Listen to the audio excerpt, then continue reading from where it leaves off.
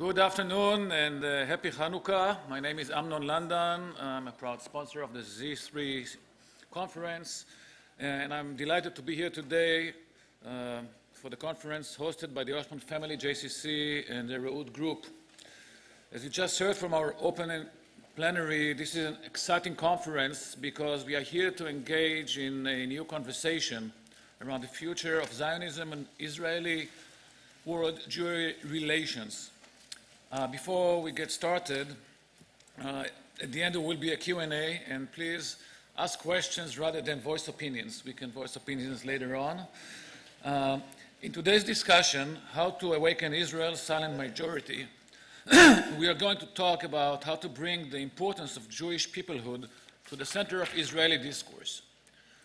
Israelis have a wide spectrum of values regarding religion and the state.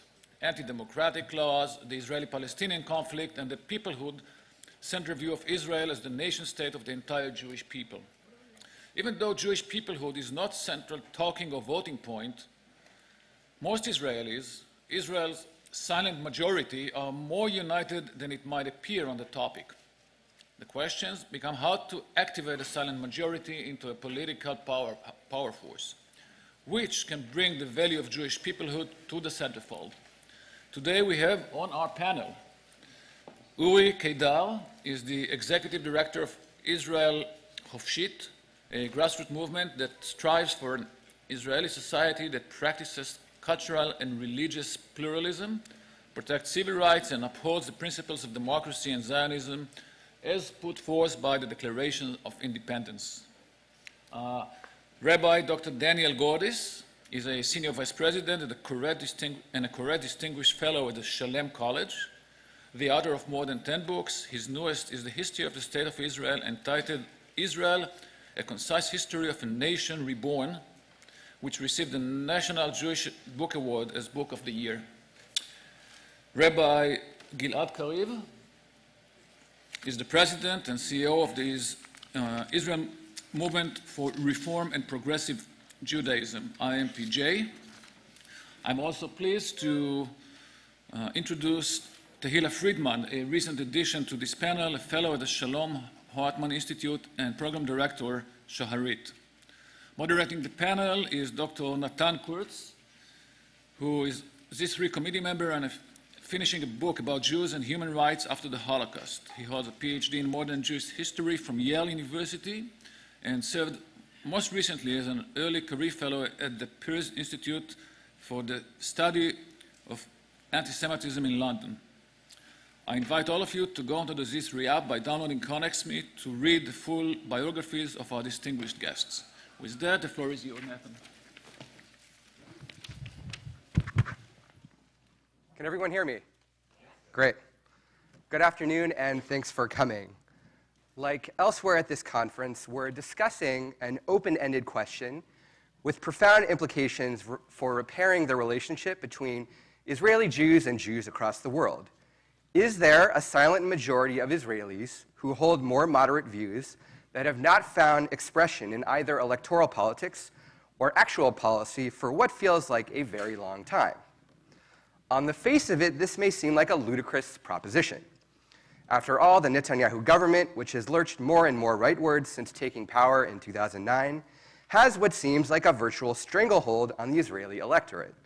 Fortunately, we have a number of Israeli thought leaders, civil society activists, and aspiring politicians who are here to tell you what you think you know about this topic is wrong. The seductive idea of a silent majority is probably most salient for those in this audience familiar with its invocation by Richard Nixon in a famous 1969 speech. Without getting into details, I can just assure you that it has made more than enough appearances itself in discourse across the Israeli political spectrum in the past 50 years as well. The phrase has a pressing question baked into it. Why is the silent majority silent in the first place? I can think of two recurrent reasons. One may have to do with selection bias of the media. I think we can agree the loudest, most sensationalist voices on any topic you pick are often not the majority. The other has to do with the presumed apathy of citizens in any democracy. In Israel's case, it's certainly fair to wonder why the so-called social protests of 2011, or more recently, say, the demonstrations against the nation-state law, the gay surrogacy law, and those against domestic violence, have not had more transformative effects. More sustained leadership and more robust institutions are required to make those more than just passing concerns. Our session has perhaps acquired an even greater sense of urgency because of the potential for new elections in Israel, which some analysts forecast could come as early as a few months from now. No silent majority, even with substantial backing in civil society, can be relevant in Israeli life without an electoral coalition representing its interests. We have already heard rumbles of new centrist parties being formed by Benny Gantz and Orly Levy, both of whom have talked about transcending polarizing divides in Israeli political culture. It is obviously far too soon to know if any of these parties could begin to duplicate Kadima's trick from 2006, but the very talk of new parties at least suggests possibilities for more moderate governing coalitions. This wide-ranging session was not originally focused so heavily on the question of religious pluralism in Israel, but I think given the ultimate composition of our panelists, it is unavoidable this will be a central topic of our conversation. With that in mind, let me quickly walk you through two different headlines that appeared in the Jewish press over the past year. In September, Haaretz subscribers read that, quote, Israelis don't think Netanyahu's government should listen to US Jews, survey says. The survey in question, commissioned by the UJA Federation of New York, found that, among other things, a majority of Israeli Jews do not want their government to consider the views of American Jews on the matter of conversion, prayer at the Kotel, or the status of reform and conservative movements in Israel. However, those who had picked up the Times of Israel in May would have read that, quote, Israelis want American Jewish help in promoting religious pluralism, study finds. This study, commissioned by the Israeli nonprofit Chidush, found that 2/3 of Israeli Jews want Jews in America and elsewhere in the diaspora to work to strengthen religious pluralism in Israel. Look, we can obviously quibble about survey methodologies, but there's clearly something going on here that begs explanation. There was a central finding in the Chidush study that may begin to untangle this mess, and it is a point that will recur in the remarks of several of our panelists. In short, when Israeli and diaspora Jews talk about religious pluralism in Israel, they are really talking about two different sets of issues. While American and perhaps European Jews may feel most strongly about egalitarian space at the Kotel or restrictions on Jewish conversion, Israeli Jews simply care more about quotidian issues relevant to life in a Jewish state: the government funding of yeshivot, the institution of civil marriage, and the allowance for both store openings and public transit on Shabbat. We have much work to do to figure out how to bridge these divides, but we are very fortunate to have 4 Israelis with us today who can begin to give us a sense of what's really happening on the ground. Z3 today has been about affirming a new paradigm for the interdependence of Israeli Jews and Jews living across the world. We can only begin to heal the divisions that separate us by beginning to understand where we may find common ground and where we need to listen to one another in order to make compromises and validate each other's concerns. I look forward to hearing the answers to the questions that I've posed to our panelists and more from this distinguished panel. Let me just quickly share the three organizing questions I shared with our panelists here. If the idea there is a moderate silent majority in Israel is not just a pious projection of Jewish hopes in the diaspora, what leaders or institutions do you believe are currently giving voice to this constituency? What tangible steps do you believe Israelis or Jews across the world can or should take to arouse this silent majority? And finally, 3, how do you believe Israeli and Jewish leaders can make the case that questions like conversion and the use of Kotel space are relevant to the lives of Israeli citizens? Let's now launch into our discussion with Daniel Gordis. First of all, I want to thank you very much. To be here. Is it on now? Yes? Okay, good. So thank you again for the introduction. It's an honor to be here and delighted to be part of the conversation. There's a lot of questions that were put out, and I want to try to focus on this question specifically, not so much of religious pluralism, but the question of whether or not there really is a silent majority in Israel that's inclined towards pluralism. The whole question of Kotel and all of that, separate issue, very important, but a slightly different question. I'll be a little bit countercultural perhaps, and suggest that I don't really think there is as much of a silent majority in Israel as we would like to think. That does not mean that there's not a silent majority of people who, everything else being equal, actually probably would be in favor of all sorts of pluralist ideas, which we can come back to specifically what they are. But I think it's very important for an American audience to understand, and it was mentioned a little bit before in the previous panel in the tent, but it's very important to understand how Israelis think and Israelis vote. Israelis think and vote fundamentally first on security issues. Then they vote on economic issues. Then they vote on a whole array of other issues, and somewhere down the list, they may actually think, yeah, I mean, really, let's make the Kotel a much more egalitarian space. They may actually think, yes, we should actually speak much more nicely about non-Israeli Jews, and that an ultra-Orthodox, somewhat non-Zionist or even anti-Zionist periodically, morally obtuse chief rabbinate ought to be silenced. They may think all of those things, but on their list of priorities of where all that lies, it's way, way, way down the list. And therefore, it's simply never going to be a factor, at least as far as the current political terrain looks like now. It's simply never going to be a factor in terms of how Israelis vote. So it seems to me personally that seeing the political system as a means of trying to get this conversation going is a little bit of a pipe dream, because the political system is simply not equipped to do that, and Israelis don't think about politics in this particular regard. So here's what I think has to happen, at least two things that I would suggest. The first thing is that we have to understand how different. Now, the two communities need to understand each other much better. And the first thing that Israelis need to understand, I think, and American Jews need to understand, is how different are the issues in the world of pluralism that matter to us. So I'll give you a little bit of a quick story. I don't know, 5, 6, 7 months ago, whenever it was, I was scheduled to meet in Tel Aviv in a certain evening and meet with a group of rabbinical students. They were Reform, Conservative, Orthodox, and from all different movements within those movements, and et cetera, et cetera, et cetera. And obviously the big issue was going to be the Kotel, and this was when that whole thing was brewing and everything was very upset about the Kotel. That was the day, actually, in Israel when the Supreme Court was ruling on this question of what's called the markolim, little like AM/PM markets, which technically speaking in Israeli law, we have a much more learned lawyer here than I am, but basically have been closed in most Israeli cities, and Tel Aviv is kind of pushing the envelope a little bit and trying to see what of these mini markets can be open on Shabbat, which mini markets can't be open on Shabbat. And that was a day in which the court was possibly going to rule or issue a ruling, and I get together with these rabbinical students in this evening in Tel Aviv, and I said to them, wow, so you're here on quite the day, aren't you? And they look at me like, I said, you know, the whole markolim thing, the court's going to rule. And I said to them, okay, that's fine, but you need to understand that's exactly how Israelis think about the Kotel. And that's what you also need to understand. For the four of us, maybe for the other three people here, the Kotel matters a lot. I live within about a 20-minute walk of the Kotel. I have probably not been there in 15 years. Why would I go?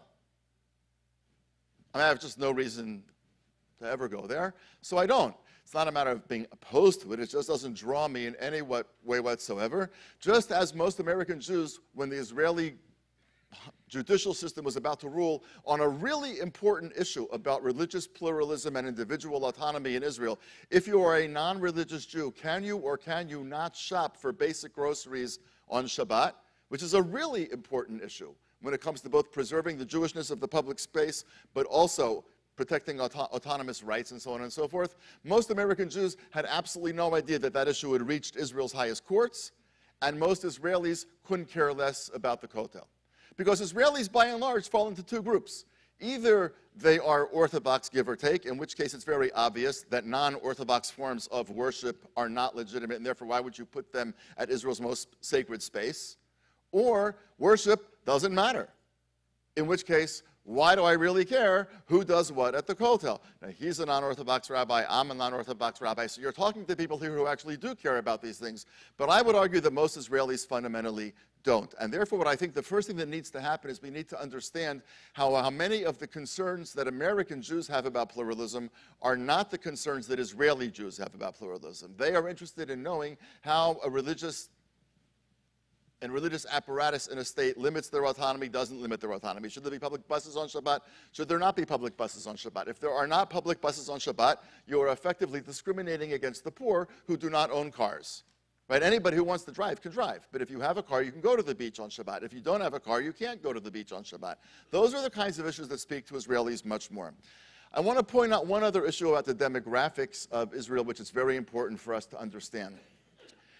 We tend to think, because the story that we tell of Zionism is a very European-centric story, we think that Zionism was born in Basel. Right? Herzl stood on the bridge, stroked his beard, went into the conference, just shy of 200 delegates got together. And we tell a very Ashkenazi story, which is the story of Herzl and Jabotinsky and Ben Yehuda and Ben Gurion, and we throw Golda Meir in for good measure and so on and so forth. Those are all Ashkenazim. And then we say, yeah, by the way, when Israel was formed, then a whole bunch of Jews came from the Levant, from North Africa, from Yemen, from Iraq and Iran, and we've had to sort of integrate them better.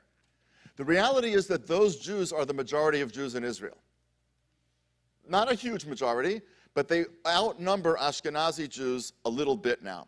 And it's important to understand that American Jews actually are conflicted about that group of people. Because on one hand, seeing them make their way into the mainstream of Israeli society should be seen as a major civil rights victory. But on the other hand, that group of people have much more conservative, with a small c, social and religious views.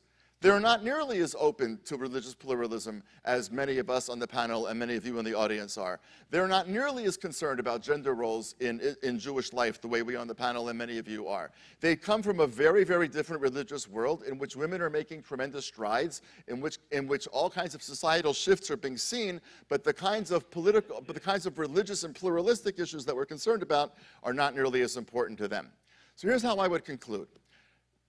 I think that there is a silent majority in Israel, but it needs to be awakened. And it's not going to get awakened through the political process, and it's not going to get awakened by American Jews yelling at Israelis that they're not nearly as enlightened as they ought to be, because nobody responds terribly well to that kind of encouragement. What we really need is what we've had in the past, when we've actually had great reawakenings of Jewish life. When Judaism reinvented itself after the destruction of the Second Temple, it was Rabbi Yochanan ben Zakkai, and many others, obviously, who led it. When Zionism was born, there was Herzl and many others who led that movement. When Hasidism was born, it was the Baal Shem Tov and others who led it. And at the end of the day, reawakenings in Jewish life are all led by charismatic, intellectual leaders and people. And what we need basically is a woman or a man, a group of women or a group of men, a combination thereof, who actually will see this as an issue and can become a profound social and moral voice in Israeli society. I'm not quite sure who that person is there. I'm also not quite sure, by the way, who those people would be in this country where there are 360 million people to pick from also. But I think what we're waiting for is the awakening not of a political silent majority, but of a moral and peoplehood silent majority, waiting for the woman or man who will take the fore and make this an Israeli conversation.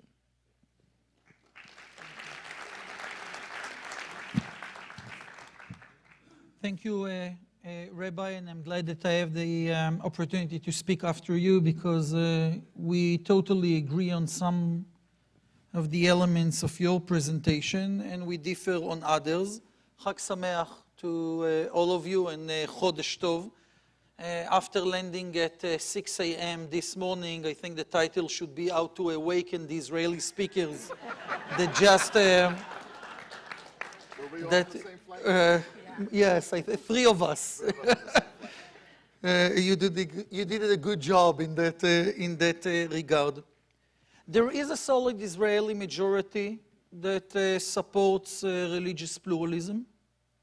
There is a solid Israeli majority that resists the current status of the Orthodox monopoly in Israel. You can easily identify it in every survey and study which is conducted in Israel in those areas. And I think that when you look into the numbers, you see a very surprising and positive phenomena. The majority is growing. And we see that in recent years, people that identify themselves as traditional Jews or traditional Israelis, those small c conservative Israelis, more and more are joining this Israeli camp that supports a reform in the way religion and state relations are structured in Israel. And we need to remember that this majority is out there. At the same time, I fully agree with you that we have a serious market failure, a democratic market failure in the Israeli system that prevents this majority to fulfill or to implement its political attitude towards those issues, mainly because you need to build a coalition in Israel, and as Rabbi Gordis said, Israelis don't go to the polls mainly around those issues. It's not number 8 or 9 in their list, it's number 3 or 4, and again, we have studies that check this issue. But when you go and vote, usually you vote according to number 1 or 2. And because Israel doesn't have the mechanism of a written constitution and a full authority of the Supreme Court to deal with legislation, and because in Israel the relations between the municipalities and the central government are different than what we have here, and because in Israel we don't have the mechanism of referendum, there is a serious democratic market failure in Israel that prevents the majority to implement its political will. And there are serious attempts today by the current government to suggest that this majority does not exist. But I think all 4 of us will testify that if it was not about party line voting in the Israeli Knesset, the vast majority of Israeli legislators, for example, would have supported freedom of marriage and divorce in Israel. And the vast majority of Israeli legislators would have supported a recognition or formal recognition for all Jewish streams. Now, because I fully agree with you that in the current structure of our political system, it's hard to see a direct political solution in the national level, we need to find alternative arenas or alternative ways of operation. You already mentioned, and I fully agree with you, the need to cultivate moral voice in Israel, to cultivate the Israeli Zionist democratic ideology that will support this new reality in those important arenas of Jewish peoplehood, religion, and state. Yet I would like to suggest that we are not allowed to abandon the political arena. We just need to understand that politics is not only about what is happening in the Knesset in Jerusalem, the same way that American politics is not only about the things that are happening in DC. And after the opening plenary that we had talking about the different stages of Zionism, we need to understand that the state of Israel was built through communal structures. The Zionist politics in the first decades was all about communal, collective political effort that was not supported by sovereign authorities. After the country was established, and this was one of the main investments of Ben-Gurion and his followers, was to transform the communal setting, political setting, into a sovereign, organized political structure.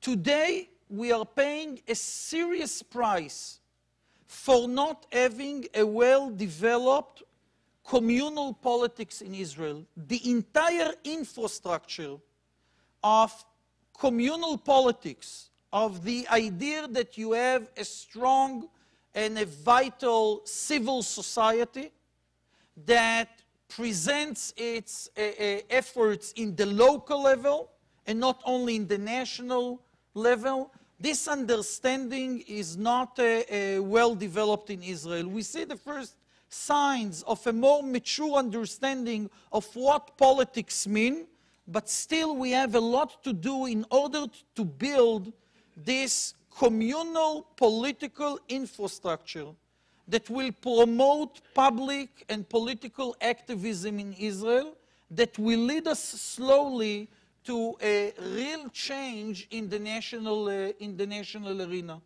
And what we need to do today in Israel is to understand that there are no shortcuts, and that we will not be able to reach a constitutional or a change in the national arena unless we work very hard in order to build those local infrastructures of public activism. And once we have those infrastructures, the silent majority will be able to direct its desire to create a change. Last word, and it will be a word of not warning, it will be a challenge. The same way we need to talk about the silent majority in Israel, we need to talk about the silent majority of American Jews. And the truth is that the real silent majority is here, not in Israel, when it comes to issues of religion and state and lack of religious pluralism. Too many Reform American Jews, too many conservative American Jews, too many Jews that are unaffiliated but definitely do not belong to the Orthodox side, and this is the real majority of North American Jews, do not allow themselves to be vocal on those issues. And I think that we need to understand that at the same time we need to cultivate the ability of the silent majority of Israelis to do something with those issues, but we need to do it here too. And we need to tell the Israeli officials, we need to tell the Israeli government that yes, there is a strong base for the relations between Israel and world Jewry and North American Jewry, but it's not something that we can accept anymore, that the state of the Jewish people is not willing to recognize all Jewish communities in an equal manner. And once those two communities of silent majorities will work together in order to change the reality, and once we understand there are no shortcuts and it's a long process, I believe that we will be able to create this necessary change. Thank you.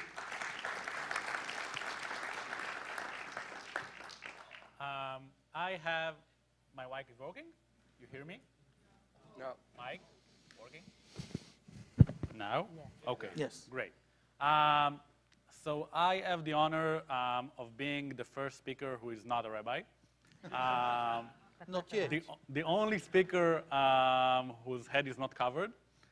And by meaning of that, the only speaker who did fly last night and did have a chance to sleep here. So I am awakened. So at least that's a beginning. Chag Sameach, everyone. I actually thought, about an hour ago, I thought that I might change the way I wanted to speak, and I will play a song that is sort of a secular anthem of Hanukkah. Maybe we'll get to that later. I think that if we'll have time. It's called Anu Nosim Lapidim, we are carrying the torches. And one of the most important lines in the song is in Hebrew, Nes lo kara lanu, pach shemen lo matzanu. The miracle did not happen to us, and we did not find the oil.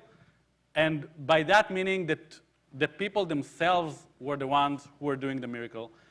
I think that that's my favorite Hanukkah song. I kept playing it to my daughter as long as I was around. I hope my wife did it tonight also. I don't like the term a silent majority. I must tell you. I think that we all want to feel that we are part of majorities, no matter what we do.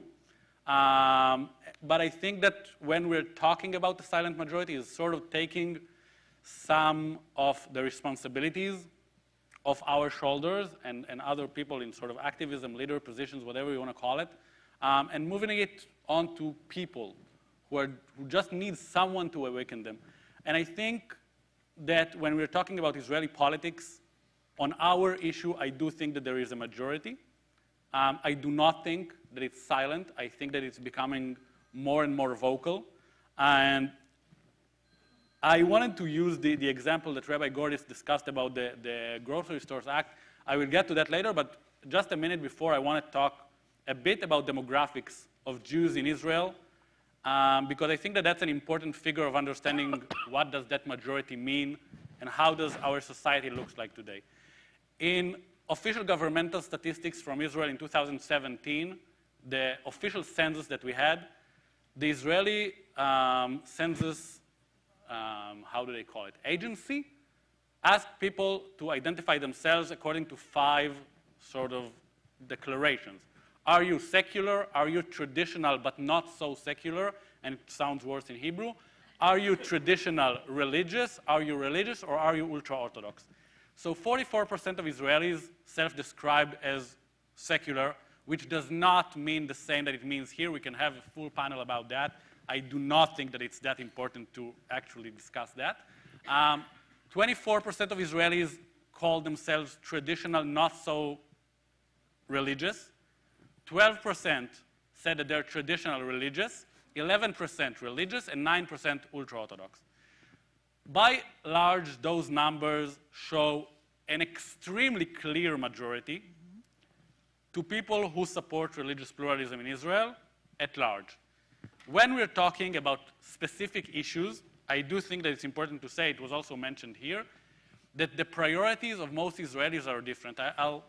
If there's one thing that I know how to talk about, it's myself. And I want to tell you that growing up in a kibbutz in Israel, I still live in the kibbutz, I do not remember, and I don't know if I'll ever get the answer, who was the first person I ever met who converted to Judaism. I just don't know. I think that probably it happened around my military service, maybe. Maybe a bit earlier, someone once told me that maybe someone who was a volunteer in my kibbutz did convert, maybe, I don't know. But growing up in Israel, the issue of conversion, it wasn't something that is around me. I grew up in a vastly Jewish majority country, in a Jewish majority society, and I knew that there is an idea, and I knew that people do convert, but it wasn't part of my life. And it's the same with, as Rabbi Gordis mentioned, the Kotel. On my previous visit here was my first time in the West. Shimrit, who is sitting here from the New Israel Fund, met me on my first day in San Francisco, and the first place we went was to see the bridge. I really liked it. It was my first time. It was exciting. I took photos. I sent it to my family. But when I met the first group I talked to, I asked them, when did you last go to the bridge? They're like, we don't know. The bridge is there, it was there. And I think that this is most Israelis and the Kotel. We are there. The Kotel is there. We're fine. We have a good relationship. But good for you. Yeah, it's good for me. Maybe because I don't go as much as Rabbi Kariv. But I think that most Israelis just don't go, not because they boycott, but when most Israelis look at the Kotel, I think that they see a national place, not necessarily a religious place, which is very important to us. But I think that when we are talking about the issues that you are able to mobilize Israelis around, those must be the issues that are daily to Israelis. And when I met someone who was very senior in one of the best institutions here in the American Jewish community, when we talked about the Grocery Stores Act, he told me, listen, most of the community that I represent don't go to Israel. Not because they don't want to, because it's expensive, because it means that they need to clear a lot of their schedule. And let's talk about those who do go. They go as part of a mission, a federation mission, a JCRC, a JCC, an APAC, a J Street, whatever mission. They're going on a mission. And they will probably have a bus with them, because they need a bus. They need to go from place to place. And they'll have their meals ready, and they'll have whatever it is that they need. So they will not feel that there are no buses on Shabbat, because they'll have a bus. They will never go near a supermarket because they don't need to. So they'll never know that there isn't a supermarket open on Shabbat. And a lot of the issues that are daily for us are just not happening when they are visiting the state of Israel. And I think that for us to move forward together, both this side of the ocean and our side of the ocean, we first need to make sure that we are talking in the same words and we are understanding each other. Not because I think that the issues that the Israelis care about are more important than the issues the American Jewish community cares about. I think that when we are trying, and what we are all trying to do, is to change a structural issue in Israel. And we're trying to change the monopoly that the chief rabbinate holds over our society, which again they did not abduct the Israeli society. It was given, it was legislated. And we need to hold our representatives accountable for not changing that. We can't always point the finger towards the chief rabbinate and say, no, they're doing it wrong, they're not nice, they're whatever. No, they're holding power that was given to them formally. They didn't took it from anyone. They were given. And it's our responsibility to change that. And I think that more important than speaking the same language, we need to be on the same page as to what needs to happen first in order to change that monopoly, the structural change. And I think that the last thing that is important for me to say is that when we are looking, we just had local elections a month ago, a bit more. And the change, I know that we are all working on that. For the first time in Israel, probably, the issue of religion and state, Jewish pluralism, etc., was a focal issue in local elections. Because people understood for the first time in places that are not Jerusalem, which is doing that for more than a decade, I guess. But in other places, it was the first time that people were actually going to vote according to those issues. And they voted, and the coalitions in different cities, which are the biggest cities in Israel, in Rishon LeZion, in Ashdod, are changing. They're just not going to look the same as they did before the elections. And I think that it's on our shoulders and our shoulders together to make sure that that is able to happen on a larger scale, and we can get to that later. Thank you.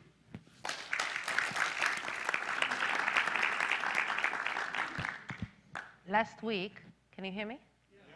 Yeah. Last week, 300,000 women, mainly women, came together at the center of Tel Aviv, shouting, "Enough is enough." It was the end of a full day of protesting against mainly domestic violence, but in general violence against women. Now, if you read in Facebook or Twitter, you could read a lot of attacks on those women from both sides. You could read people from the left saying, how can you stand there together with women from the settlements? You know, talking about violence, they are doing violence on a daily basis. And you could hear many more criticism from the right side saying, don't be useful idiots. You, right-wing women, cooperating with those leftists. This protest is not at all about women. This protest is against the government, is again a leftist conspiracy, it's a New Israel Fund, etc., etc. Now, what it has to do with our panel? Domestic violence and violence against women is not religious pluralism.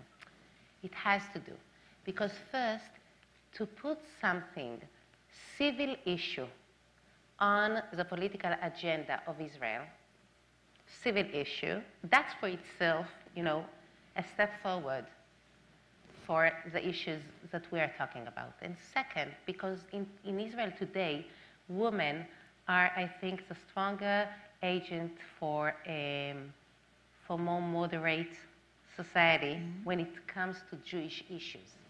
Most of the issues that has to do with religion and state has to do with women. Conversion, I mean, not necessarily, men also get converted, but in Israel, most of the people who get converted are women. And the pressure on non-halachic Jewish women to get converted is much stronger than on men because of the children.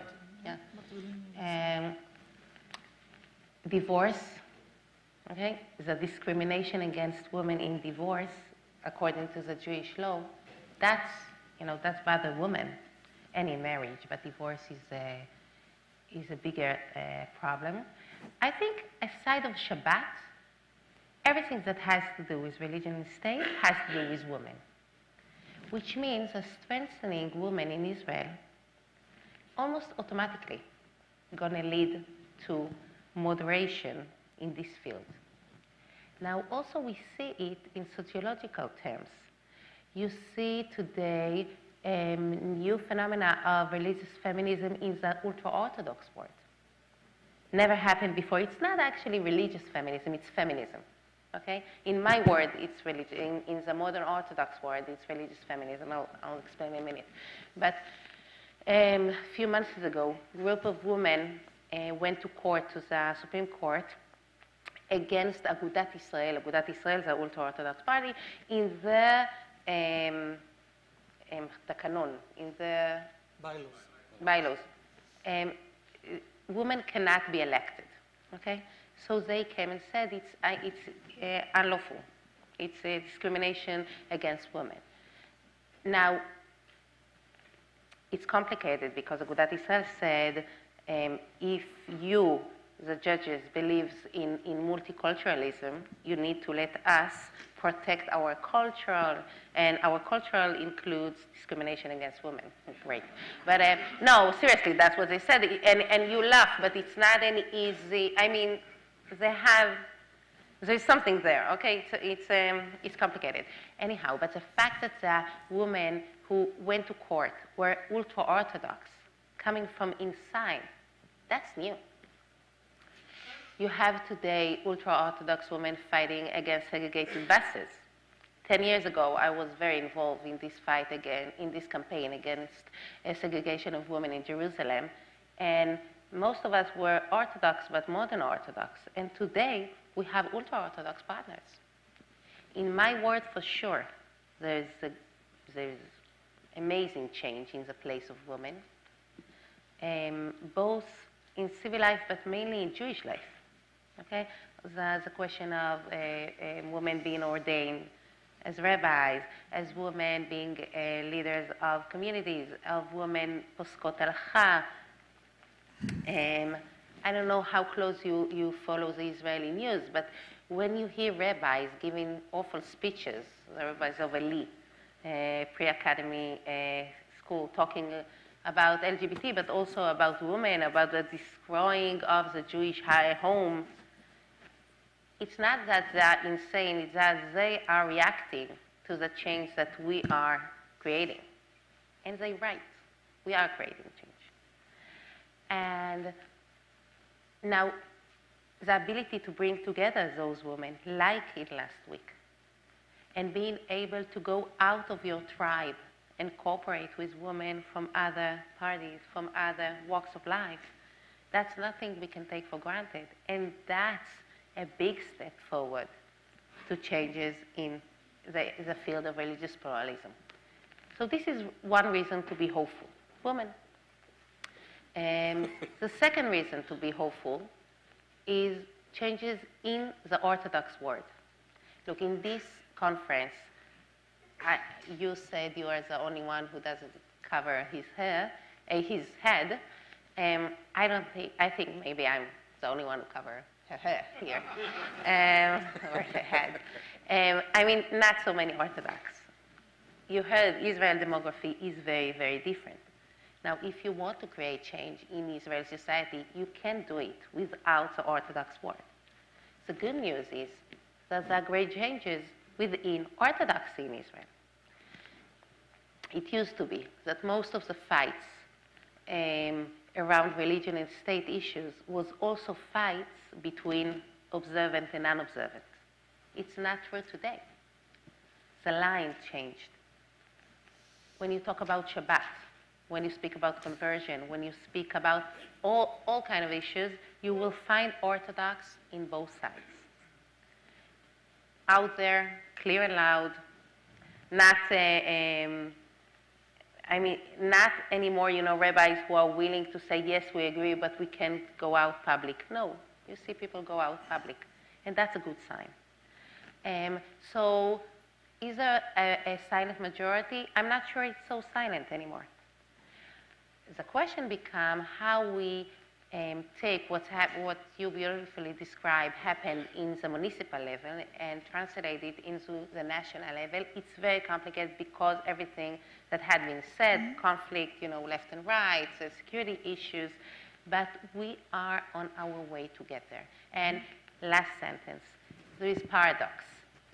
We never built coalition. We never built government around the issue of state and religion. But many times, governments fall apart because of this issue.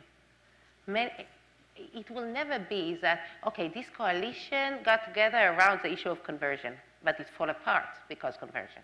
It fall apart because Shabbat.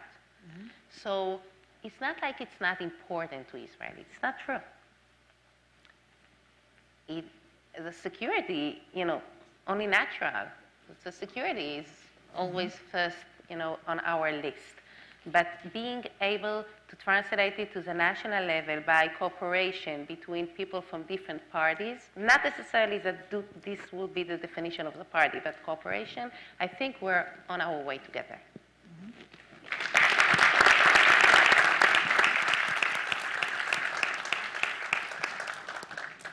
We're going to open up questions to the audience in just a minute. While we're getting that arranged, I want to throw out a question for our panel here. This is a solutions-oriented conference, and the question that I had sort of sitting there is, in different ways, each of you is talking about playing a long game. We're talking about major structural changes in Israeli society and politics, and I'm thinking about our audience here. What is appropriate for Jews outside of Israel to do in this process? The Z2 mentality says nothing. You don't serve in the army, you don't live here, and we're not even talking about security. We're talking about other issues here. So what is appropriate for Jews outside Israel to play in this process? Go ahead. So look, there's a ton that can be done. There's something that needs to be done, but I'll just two things, I guess. The first I already alluded to, which is that I think it's really extremely problematic that the two communities just don't know each other. And they don't understand the religious challenges that each community, we're talking about religion, seems to be the issue everybody wants to talk about, so we'll talk about religion. But people need to understand this. I mean, this has been said before now in various sessions, but I think that Israelis, Jews need to come to understand that when they look at a 70% intermarriage rate outside the Orthodox community in the United States, American Jews did not get together one bright Sunday morning and decide, let's commit communal suicide. And that didn't happen. You're 2% of the population, you're going to meet mostly non-Jews, and people tend to marry the people that they meet, and it's just part of the reality of life. Israelis need to have a kind of a very different understanding. They don't have to approve of it. They don't have to think it's good. But they do need to understand that intermarriage is an American problem that did not come out of a wholesale abdication of caring about the Jewish future. By the same token, American Jews need to understand Israeli society much better than they do.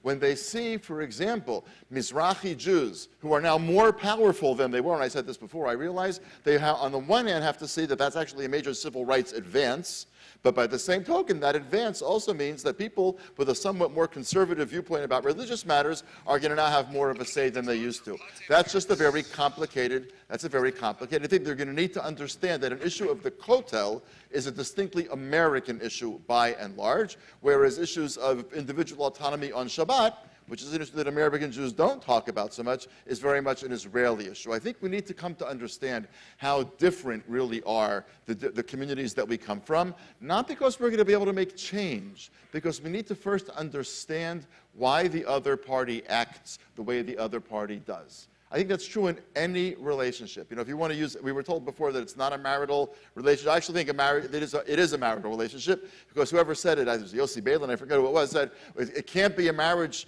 because, in a marriage you can get divorced and siblings can never get divorced. But we could get divorced. That's exactly the point. This conference exists because the possibility of divorce is very, very real. It's exactly a marriage. And when a couple fights about somebody leaving dishes in the sink or socks on the floor, I read about this, right? I mean, yeah. But I've heard that couples quarrel. But in any event, when they fight about dishes in the sink or socks, it's not about that. It's about something much deeper, and that's just what triggers it.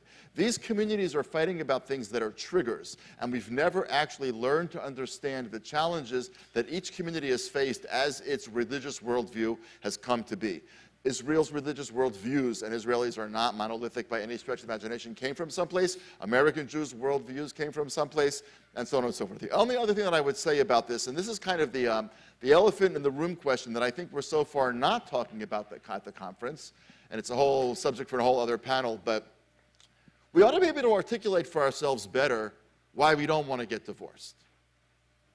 Like, okay, so we get divorced. American Jews do their thing, Israeli Jews do their thing. Let's not fight each other, let's not harm each other, but, you know, let's be friends. Why is that a bad idea? And I think the presumption in this conference is that that's a bad idea, but we actually have not articulated why that's a bad idea.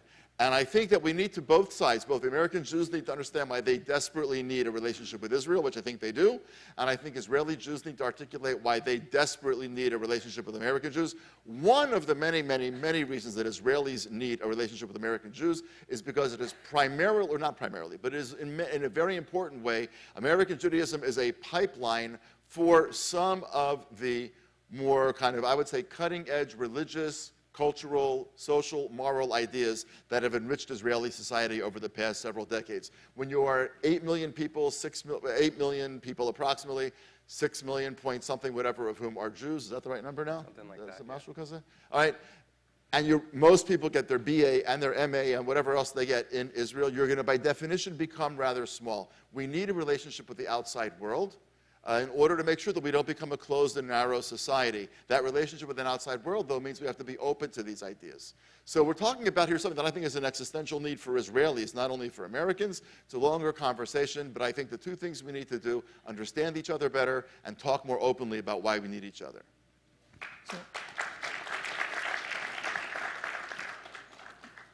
I agree, so I will address two other issues. I think that one of the messages that you heard from all of us is the need to understand that before we reach an achievement in the national politics, we need to work very, very hard in order to cultivate local forces to establish the necessary infrastructures.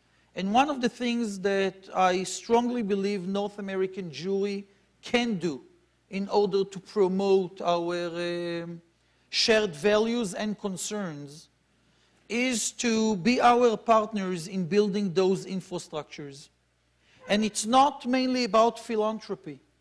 In the end, as Rabbi Gordis mentioned, many of the, a big part of the current Israeli knowledge of how to deal with those issues, the positive aspect of cultivating a more serious and rich and diverse Jewish expression, and the other aspect of public and political activism, many of the Israelis learned it here in North America.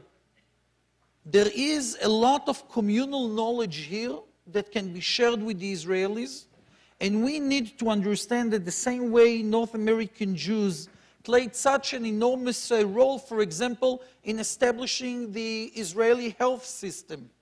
Can you imagine the Israeli health system without the work of Hadassah? They were the pioneers. It was an American organization.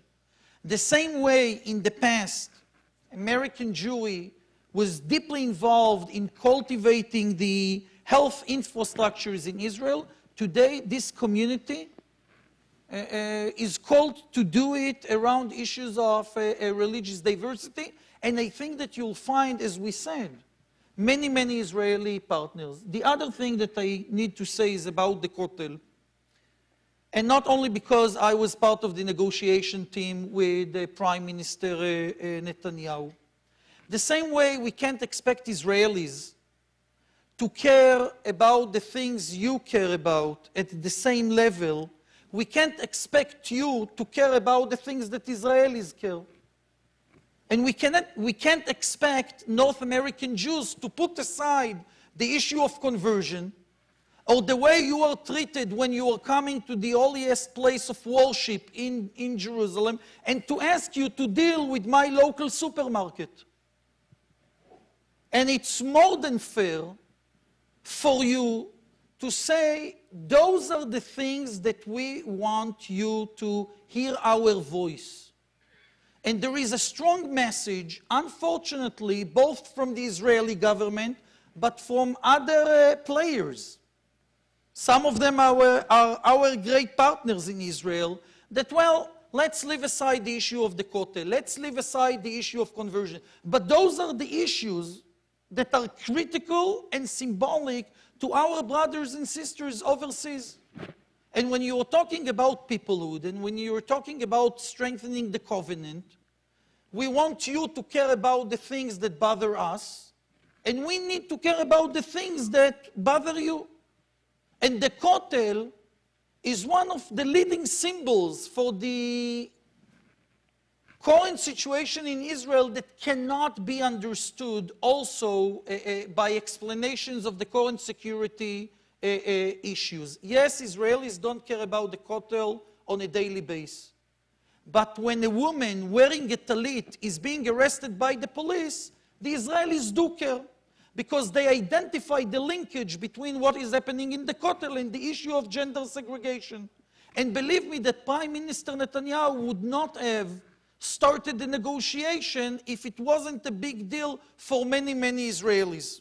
It was a big deal for many Israelis, even if they don't visit the wall. The conversion is a big thing for Israelis. Yes, not on a daily manner, but since 1950, all Israeli governments are trying to legislate a conversion legislation, and in the end, it's the Israeli public that prevents the government from legislating it, because you are vocal enough and strong enough in telling the silent majority, which is not so silent in Israel, that this is a red line that cannot be crossed. So you need to help us with building the infrastructures, and you need to insist with Israeli officials that there are some red lines that cannot be crossed. And if you will be silent, don't expect the Israeli silent majority to represent your interests. And there should be some red lines. And the issue of recognition in the non-Orthodox denominations, the issue of conversion, the issue of the Israeli government investment in diaspora Jewry. The Israeli government today spends almost 1 billion new Israeli shekels in Jewish education here in North America. Most of the money goes to Orthodox and ultra-Orthodox institutions. This is the current reality. And if you're not going to address it, next year it will be 2 billion new Israeli shekels, and 10 years from now, it will be $1 billion US. And please remember that Israel is the largest Jewish NGO in the world. We, in the end, have more money than all the federations together, the JCCs together, and all the Jewish foundations in North America. And looking for 20 years from now, unless we set some red lines, Israel is going to export its Orthodox monopoly into diaspora communities. And this is the time to stand together and to say enough is enough. You each have about 1 minute now, I'm sorry. Okay. You have very eloquent talk. But... So I'll do it brief. First of all, I think that regarding the question of what is the place of world Jewry in Israel, I think that was asked and answered in the Israeli Declaration of Independence. The first sentence of the Declaration of Independence starts by Be'eretz Israel kama Am HaYehudi, etc., etc. In the land of Israel came the Jewish people. We do not start the declaration by saying, in the land of Israel came the citizens of Israel, and etc., etc. So, of course, in the most important document that was produced by Israel, by Israelis, and I think one of the most important documents in the history of Judaism, starts by saying that you have a voice. I think that, again, as I see it, was asked and answered. 2, I think that we need to make sure that everything that is being done on a public sphere needs to be on what I call an equal basis. And I don't want to offend anyone, but I think that the question of who has a place is a liberal-leaning question. I never saw, and I read a lot about the discussions of people who are highly involved in our politics. One, for example, is Sheldon Adelson. I don't remember a question raised by Adelson saying, I don't know if it's my place to invest $1 billion shekels in Israeli media over the years. I'm not sure that it's good for me to invest and to change Israeli society from within. I thought about it, and I decided to do it again. The question does not come. And some people are playing, and some people are asking if they are allowed in the court. And I want to say that when there is a foot at the door, there needs to be other people who are doing the same things. And when we see that people who are trying and fortunately successfully changing some parts of our society from within, being in the part that is still asking the question if is not a good place to be.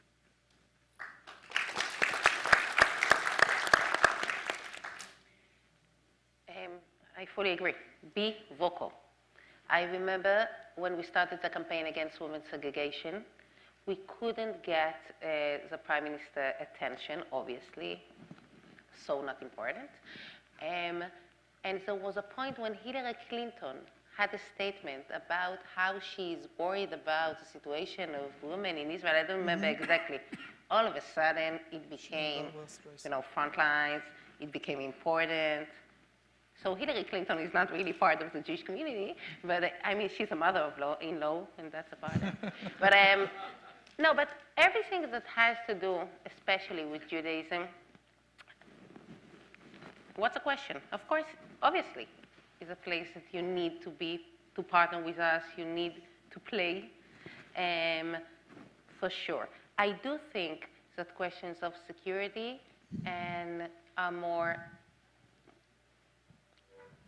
are different. Now, to put where is the line between those two is less simple than it sounds.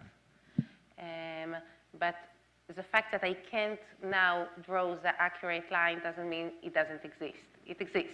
We need to find it. But everything that has to do with Judaism, and I'm Jerusalemite, it's obvious for me that although I live in the city, I don't own it more than any other Jew in the world.